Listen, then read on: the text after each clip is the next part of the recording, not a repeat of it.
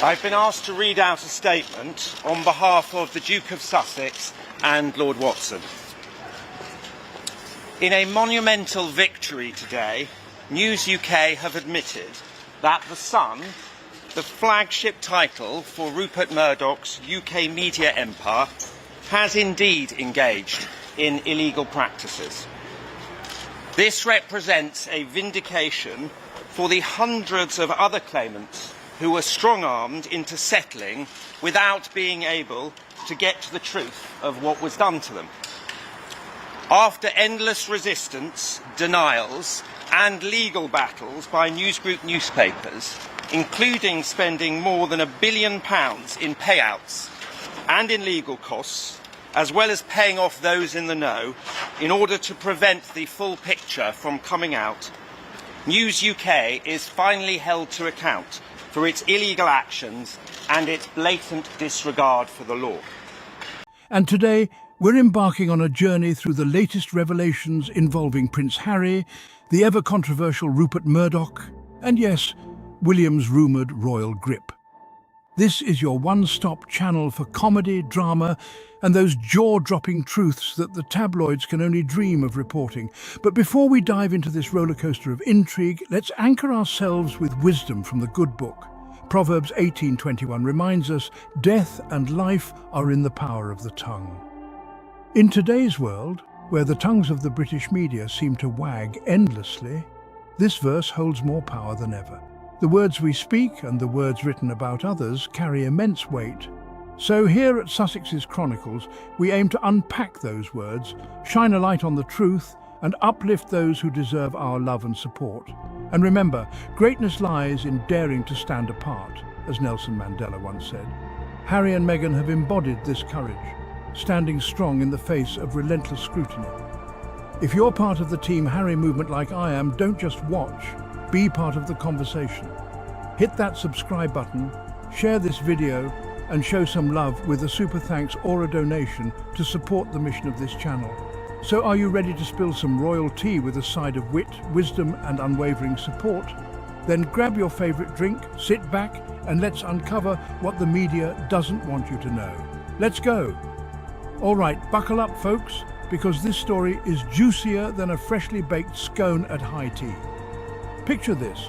Rupert Murdoch, yes, that Rupert Murdoch, the tabloid tycoon, the king of sensational headlines and the man who probably has a framed picture of scandal in his office, allegedly slides into Harry's royal orbit with a settlement offer. But not just any settlement, oh no. This is the kind of deal that could shake the entire Buckingham Foundation and have William clutching his crown like it's Black Friday at the palace gift shop. Word on the street, or more accurately, word from the ever-mysterious royal insiders, is that this offer could essentially wipe out William's grip on the royal narrative. Can you imagine the panic at Kensington Palace? William probably dropped his teacup so fast that it shattered faster than the tabloids retract their facts.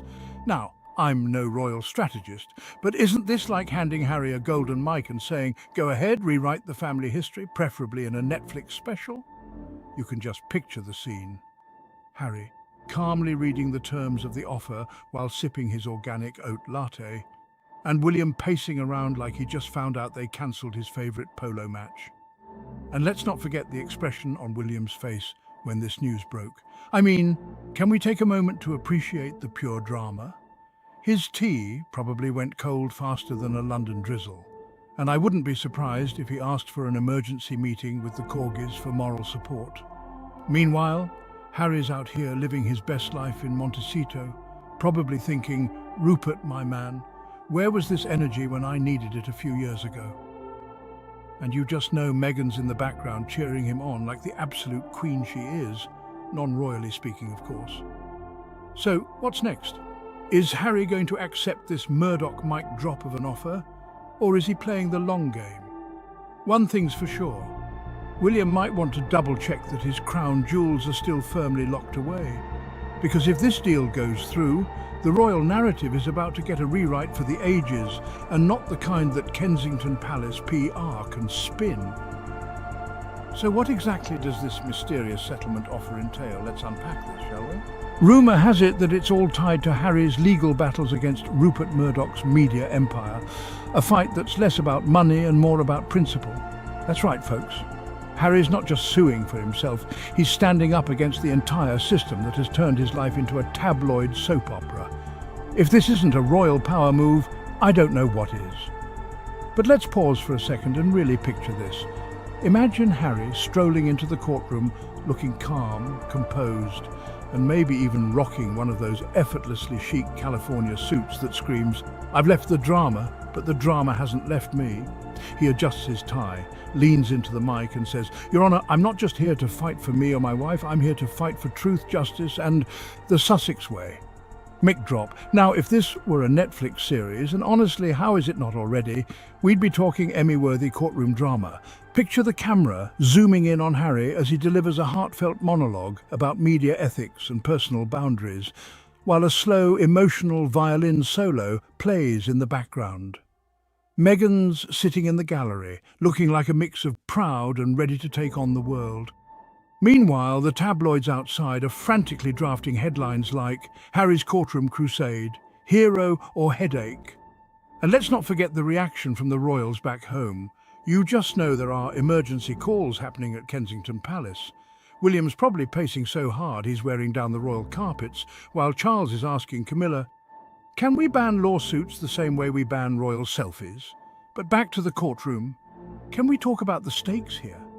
Harry's not just challenging Rupert Murdoch, he's going up against a decades-old institution that's been weaponized against him and Meghan.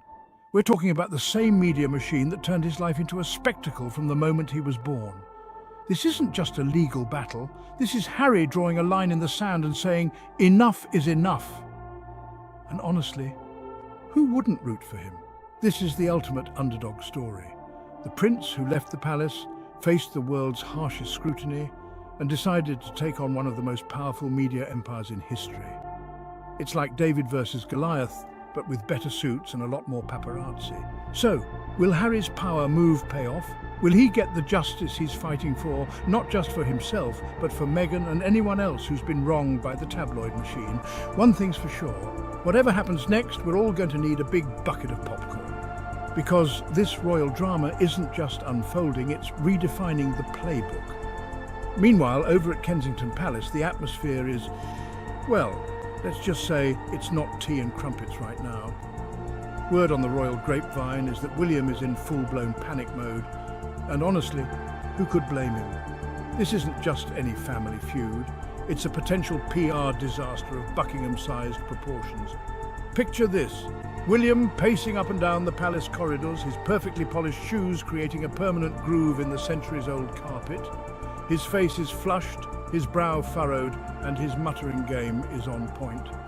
First the Oprah interview, then the Netflix docuseries, and now this, he grumbles to himself.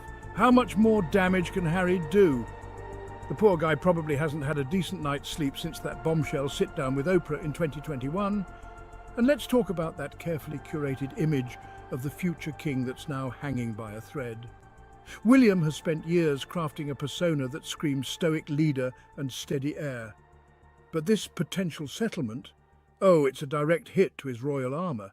If Harry wins this battle, it's not just a victory against the tabloids, it's a public reminder that William's supposed grip on the royal narrative isn't as ironclad as he'd like everyone to believe. Now, while William is pacing like he's in a one-man play titled The Heir in Crisis, let's not forget Kate. Ever the diplomat, she's probably in the next room, sipping her tea with her trademark serene smile plastered on her face. Bless her heart. You just know she's trying to calm William down, saying things like, "Darling, let's not get ahead of ourselves. Maybe it's not as bad as it seems." But deep down, even Kate has to be wondering, is this the beginning of the end for the firm's PR dominance? And then there's the royal staff, who are likely in full damage control mode.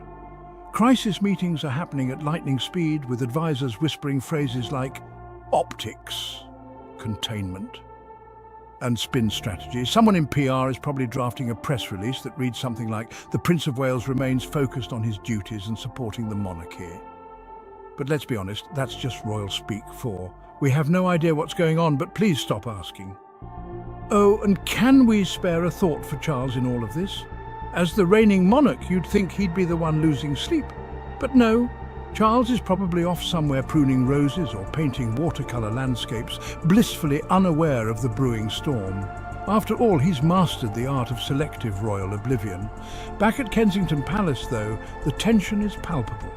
William knows that if Harry secures this settlement, it's not just a personal win for his younger brother, it's a game changer. It shifts the power dynamics within the royal family and leaves William grappling with one burning question. If Harry can challenge the system and win, what's next? One thing's for sure, the royal family is not built for this kind of drama. They're used to scandals involving tiaras and protocol breaches, not legal settlements that could dismantle their control over the narrative. So, as William paces and Kate smiles, the world watches, popcorn in hand, waiting to see how this royal panic unfolds. Stay tuned, because if you thought The Crown was dramatic, the real-life version is shaping up to be an absolute roller coaster. Ah, Meghan, the woman who's been called everything from Duchess Difficult to the most Googled person of 2018. Love her or hate her, you can't deny she's a force to be reckoned with. Insiders say she's been Harry's rock throughout this entire ordeal, offering advice, support, and maybe even a few sassy comebacks for the courtroom. If Meghan were a chess piece, she'd be the queen. Why? Because she's out here making strategic moves while everyone else is just trying to stay on the board. Honestly, if this settlement goes through, I wouldn't be surprised if Meghan gave a speech that ended with checkmate. All right, let's take a moment to check in with the real MVPs of this drama, the British tabloids, or as I like to call them, the unofficial royal family spin doctors. If Murdoch's rumoured settlement offer is true, you can bet your last cup of tea that the media is in full-blown DEFCON 1 panic mode. Forget stiff upper lips, there are probably newsrooms across London where editors are clutching their pearls, pacing furiously and shouting, "Rewrite that headline, this is bigger than Diana." And oh, the headlines practically write themselves. You've got classics like Harry betrays the crown or Meghan's master plan exposed. And let's not forget the tabloid's all-time favourite trope, painting Meghan as some sort of master manipulator, pulling Harry's strings from the shadows like a royal puppeteer. The irony? If anyone's been pulling strings for decades, it's these same tabloids. But here's the plot twist that's sending shivers down Fleet Street. This isn't just about Harry and Meghan anymore. This is about accountability, something the tabloids have managed to avoid for, the last century or so.